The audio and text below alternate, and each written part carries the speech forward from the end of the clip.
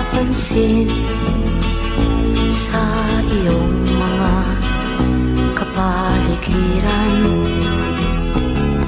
Kay dumi na ng hangin, pati na ang mga ilog natin. Hindi na masamang pag-unlad at malayo-layo na rin ang ating narating. Ngunit masdan mo ang tubig sa dagat, dati kulay asul, ngayon'y naging itim. Ang mga duming ating ikinalat